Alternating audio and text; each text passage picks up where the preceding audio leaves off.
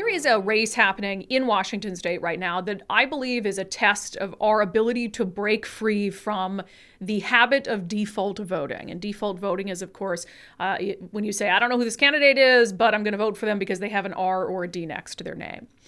Julie Anderson, who we sat down with at length on Undivided when she launched her campaign for Secretary of State, is running as a nonpartisan. This position is open right now because our former Secretary of State, Kim Wyman, who was a Republican, left to join the Biden administration. Now, was sort of a sticky situation because Republicans had been the Secretary of State, the person who leads our elections. They had been in that position for like 60 years. And when Kim Wyman left, Governor Jay Inslee installed a Democrat in that position, Democratic State Senator Steve Hobbs. Well, Steve Hobbs has no elections experience. He is a political appointee in a position that, frankly, he's not qualified for. So Julie Anderson, who's the auditor in Pierce County, so she's been running Pierce County elections for about a decade.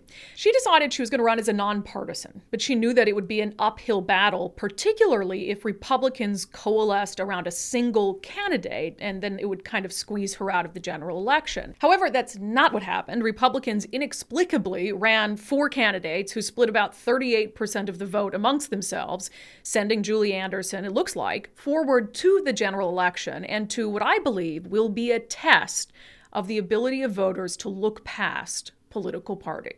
Julie, thanks for joining us on the podcast. How are you feeling today? I'm feeling great. I spoke with Caleb Heimlich, the chair of the Washington State Republican Party, yesterday, and he seems a little annoyed that Republicans ran so many candidates. Do you tend to agree that you wouldn't be in the position to advance had Republicans not done that blunder? Oh, I definitely needed luck to succeed in this campaign. My message is strong. I'm strong, but running as a nonpartisan candidate is unheard of in a state office, especially an executive office. So I needed some disruption in the field. And I was counting on, because it's an open seat, people filing against each other. So that was all in my favor. And I don't think I'd advance to the general if so many Republicans hadn't been competitive and filed. Yeah. I tend to believe that you, if you do advance, which it looks like you're going to, will be the next Secretary of State. If you're just looking at a Democrat versus getting all the Republican votes, and I know there are a lot of Democrats who support you as well. Do you think that my belief on that is accurate? Oh, I definitely believe I'm the next Secretary of State. I'm going to be working really hard to make sure that that's true. I'm not sure that all the Republican votes are going to break my way. The incumbent has a history that he likes to promote a lot about uh, um, his appeal to the Republican Party and his Republican partners. So I don't think I'm going to capture all the Republican votes. I do want to point out, though, that primary voters are distinctly different than general election voters. One of the reasons I'm so confident and happy this morning or today is primary voters are very reflexive, and they tend to be the most partisan and party loyal, and also just the most regular voters, right? And for that many people to set aside their party preferences and to place their trust in me and vote for me bodes well for the general when it's a much wider audience, and an audience of people who aren't married to a political party. So we're going to have more of unaffiliated voters casting ballots in that general election. So I think that's where my edge is, not necessarily capturing all of the Republican voters. Well, we'll get to kind of your message to Republican voters and Democratic voters, for that matter, to round out today's interview. But just as an elections official, can I get your thoughts on 25% voter turnout in a primary like this? If you graph it as we do, we're seeing a very normal cadence. We're always disappointed, but we're never surprised. Local elections and midterm elections and primaries particularly, it's hard to generate energy. And we're suffering from, a very typical post-presidential hangover where people are exhausted. And that's one of the reasons why the primary has low turnout and only diehard partisans are participating. So I told you before we recorded, and in full disclosure, I'm writing an op-ed about this race because I am vehemently opposed to default voting. It's something that I've talked about a lot, really trying to encourage people to look past the little letter next to someone's name. Does it bother you at all, and be honest, that someone who has never done an election before got 41% of the vote, and you've spent your life on elections and you got 13% of the vote because you don't have a D next to your name? Um, Bothered isn't the right word, because it was so predictable. I mean, I definitely knew what I was walking into, and people are behaving in very normal ways. The only thing that's different about this campaign is that I'm offering myself. Voters have never been offered a choice of experience plus no party strings attached. So that's the only change. So I'm not surprised at the 41%. Obviously, the incumbent disappoints me, and I don't think he's prepared, and he needs to get out of the way because he's not the right person for Secretary of State. But I'm not surprised that a party affiliation is carrying him into the general election, and no hard feelings there either. One of the misunderstandings about my campaign that I'm going to have to work hard to overcome is I'm not trying to undermine the political parties, and I'm not trying to start a third party. I just don't believe that the political parties belong in this office, given the responsibilities. So, when it comes to you and Steve Hobbs, like you said, and it's undeniable, he doesn't have experience for the job. I mean, I'm sorry, I'm not trying to be mean or anything, but so your strategy going into the general election seems obvious, but have you and your campaign thought about what his strategy might be in terms of trying to elevate himself against you? um, I only know what I've observed him doing so far, which is capitalizing on he's been in the office for 8 months, um, uh, sitting on candidate forums and editorial boards with him. He's been there for 8 months. He's doing the job. He's getting things done. Those seem to be his talking points. And he's just continues to really lean into the cybersecurity aspect, which is just it's an important, but a very small percentage of what needs to be done. So I would expect more of the same, but I don't know. I don't want to get in his head or live inside his campaign because it's not going to change my message and my approach. So since I'm not going to be shifting much, it doesn't do me much good to get inside of his head. So, Do you anticipate attack ads, though, of any kind? I oh mean, maybe, yeah, oh but yes. like on what? On what, I would wonder. Oh well, you can't have 13 years of experience without having some content for somebody to attack. I expect the Democratic Party to attack me because of voter turnout, holding me responsible for low voter turnout. I expect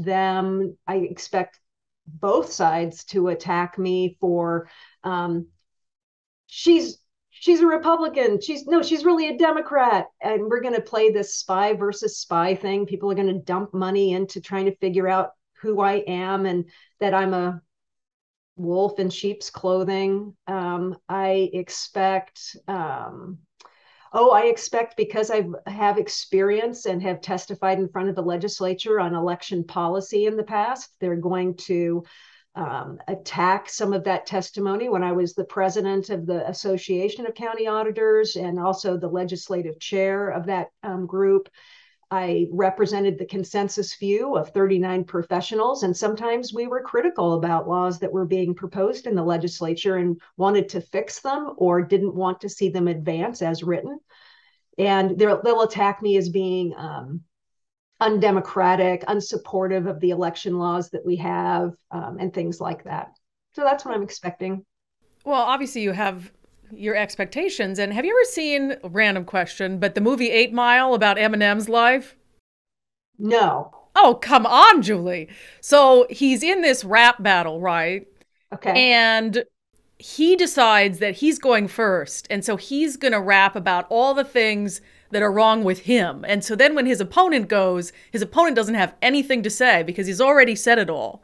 So you just listed what you know that your opponents are probably going to go after you about. So let's just tick some of those things off quick.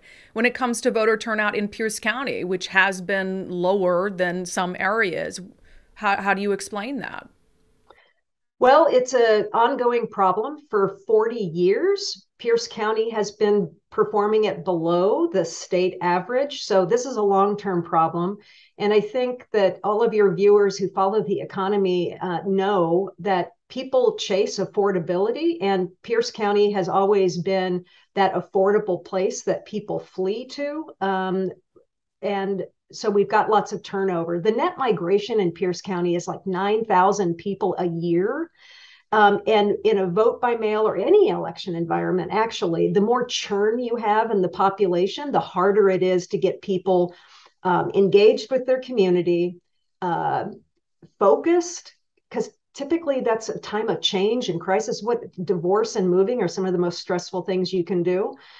So we've got that high turnover. We're also home to the fourth largest military base in the country. That is an awful lot of people, and some of them do register to be Pierce County voters, but 40% of that population exfills, and then 40% comes in on an annual basis. That's another lot of churn. We did some estimates that if our active military voters actually voted at the same rate as the general population, we'd be adding a whole percentage onto our voter turnout.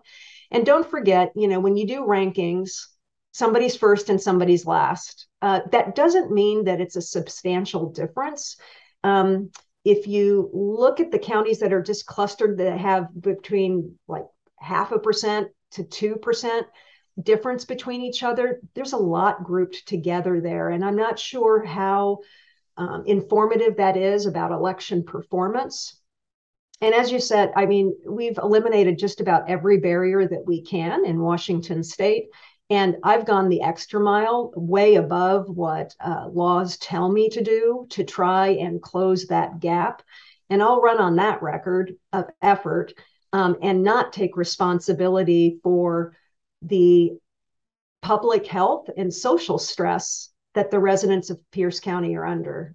That is a different problem, and it's one that worries me as a citizen and a neighbor. And it's something that the parties should be worried about, quite frankly, because they hold the keys to a lot of those solutions, whether it's infant mortality and morbidity, whether it's the fact that Pierce County residents don't live as long as the rest of the state.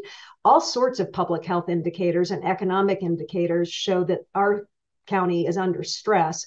And voter turnout's just a canary in the coal mine. So I wish they'd get busy focusing on the underlying problems and just have a little bit more compassion and be more realistic. So what is just one thing that you've done to try to increase voter turnout that is under your control? Sure. So one of the things we do in Pierce County, we know that voters, 1% of the electorate they're going to wait to take action on election day, which means they're scrambling around figuring out, am I registered? Am I not? Did I change my address? Where's my ballot? Those people would be left behind that would be just enough of a barrier that they wouldn't participate. So Pierce County contracts with all 3 of our library districts, where on election day, we have 27 library branches that become extensions of our office, where voters can register to vote, get issued a ballot, vote, and drop it off all in one place. That saves our voters in Pierce County an average of 14 miles on election day. And it also, for some of our population that is one, they don't intuitively think of Pierce County Auditor as the place to go for elections, or they don't have a friendly relationship with county courthouses. Going to a library is a lot friendlier, but it's also a lot more convenient. So that's just one example of something that we've done to help close gaps.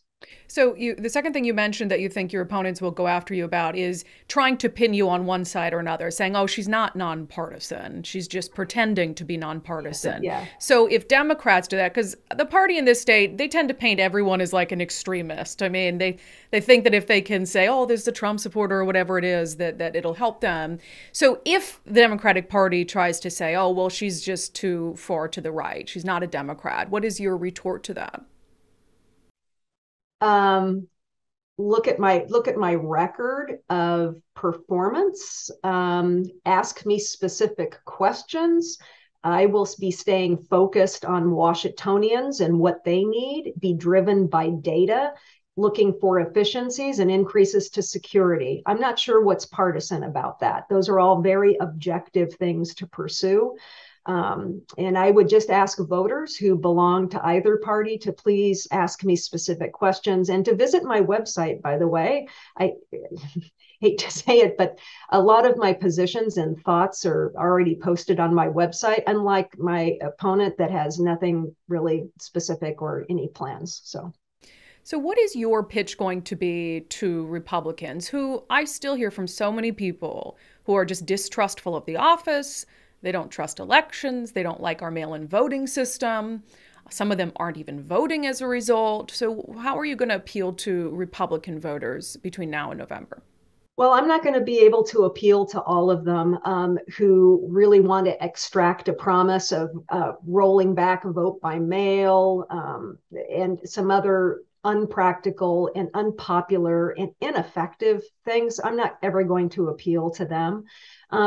The first thing that I would say is in a contentious election, who do you want calling balls and strikes at home plate? Do you want somebody that's wearing a team jersey, or do you want somebody that's not affiliated with a political party? And I have found that to be very convincing. The other thing that I can say is that my approach is not to belittle and disrespect and mischaracterize people that have concerns. So if they want a respectful listener, even if I'm not able to deliver on things that they want, would they rather see that? And collaboration. I want to bring everybody together to talk about the next evolution of elections in Washington state and where we go from here. But we're not going to be rolling back vote by mail. We're not going to be rolling back online voter registration. We're going to be adhering to federal and state laws that are already in place and then doing some fine tuning. The security and transparency piece is something that I've got specific action plans that have been appealing to conservative voters, or actually just regular everyday people that have been listening to the news and are concerned about security. I'm proposing a statewide risk limiting audit, which is a great improvement over what we're currently doing, which is random batch audits at the county level. Okay. It's more statistically significant and rigorous, and it answers that question that everybody seems to have, which is why did these top of ticket people lose so badly when their party compatriots down the ballot are successful? That is evidence that there must be something corrupt. A statewide risk limiting audit answers that. Gotcha. So you're open to hearing from voters who have concerns, and your office will be responsive to concerns that people bring forth that are reasonable concerns? Well, of course. Of course. What we have to do, though, is we always have to weigh, because not a lot, but some of what I hear is it's possible to cheat. Not that there's any evidence of cheating, but it's possible.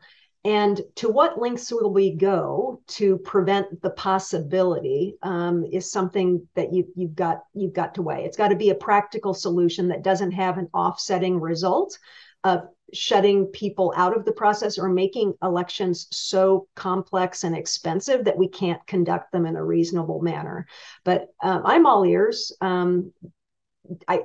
There are things that I would like to do to make reforms in the Department of Licensing, for example, regarding the enhanced driver's licensing and that citizenship check that happens.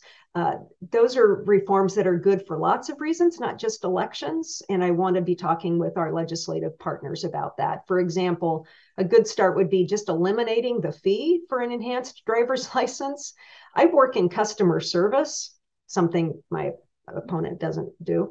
And am constantly at the counter issuing passports, vehicle licensing, et cetera. And people will do anything to avoid a fee, not to mention a surcharge that's basically 3 times the expense of a basic driver's license. So people are applying for a driver's license. Remember all of the people moving and all of the people coming into our state, they're applying for driver's licenses, and chances are they're bringing a certified birth certificate with them, but it's not being recorded simply because they're not going to apply for an enhanced driver's license to avoid the fee. It doesn't mean the documentation isn't being brought forward. It's not being collected just because of a revenue issue. That's a little silly to me. Yeah, and you and I chatted in, I think it was December when we sat down about this opportunities for fraud issue, and I had seen it firsthand. I had a family member who got ballots for like 5 elections who wasn't eligible to vote in our state. And so I think people wonder, and that's it's not fraud unless I filled it out, which I didn't. But I think when it comes to people who continue to be getting ballots who shouldn't be ballots, what can you do about that as Secretary of State to try to limit opportunities for fraud in that manner? Maybe closer connections with the agencies that are issuing visas, because I don't know that story in detail, but I imagine that the resident that you were talking about is an authorized resident, probably on a visa status, which means they've had screening through Homeland Security. They're working with the federal government. They're known to the state. And working with those agencies to make sure that those residents understand what registration means, and that they're placing their legal status in jeopardy by simply filling out or saying yes to that voter registration form.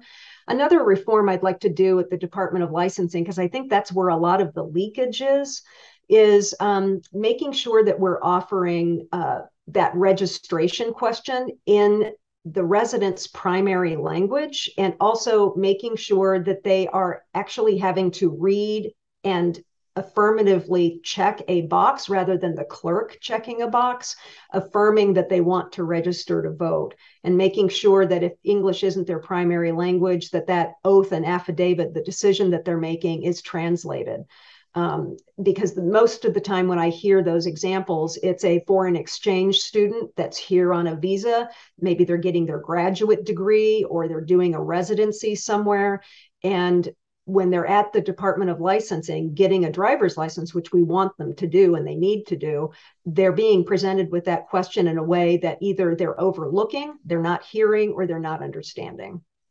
Those are fixable problems. Yeah, and what happened with my family members, they moved out of state and then continued to get a ballot here, even though they had a driver's license in a different state.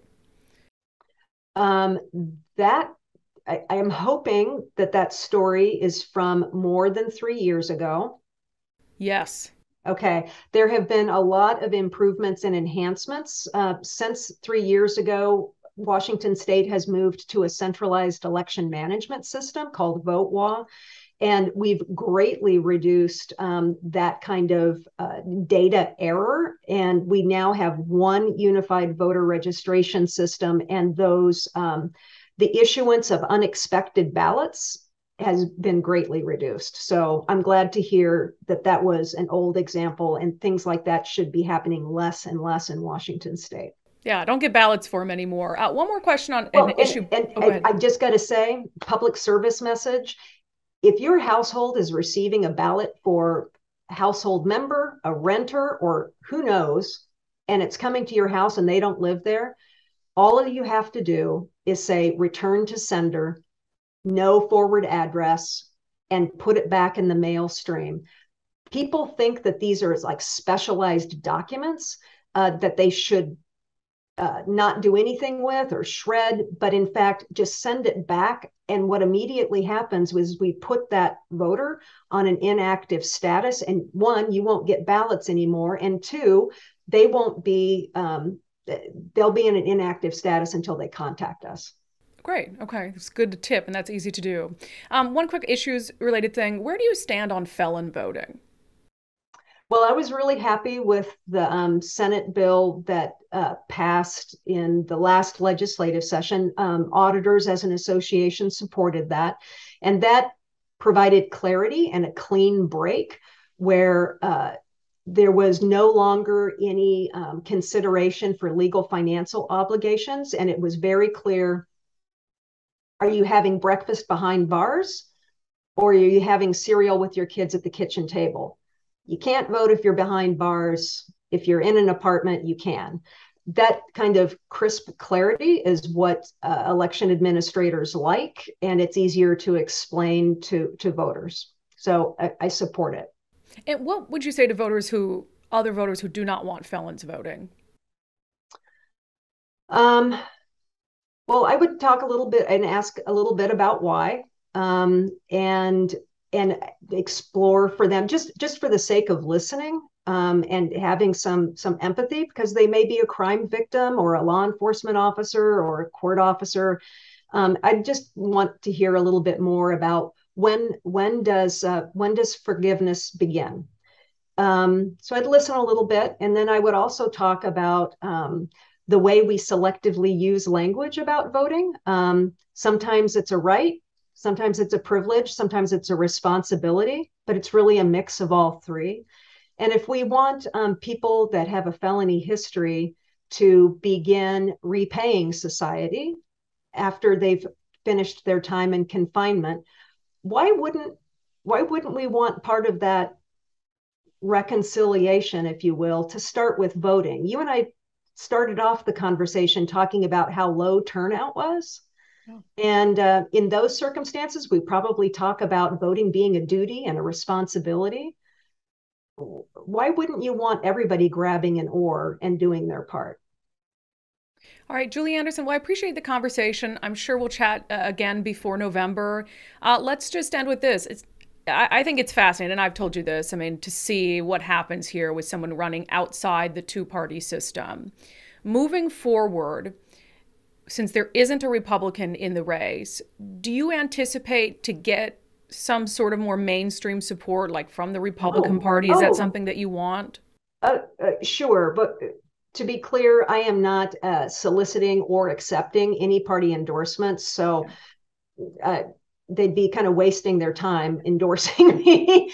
But individual voters, absolutely. And what I hear from people is that they really want their party to succeed. You know, that sane middle. They really want their parties to succeed. And so they didn't want to abandon some of the reasonable candidates that were in this election. And there were some reasonable candidates. I didn't agree with their positions necessarily. Certainly didn't think they were prepared for the office, but they were reasonable people and they didn't want to abandon their party. Now that they haven't come through, they're going to be looking for another reasonable person. And what I definitely hear from those voters is they want somebody with experience and they want somebody that's going to be politically neutral and driven by data and have good communication skills. All right, Julie Anderson. Well, we will watch and see where your campaign goes, but very interesting to say the least. Yeah, we're making history.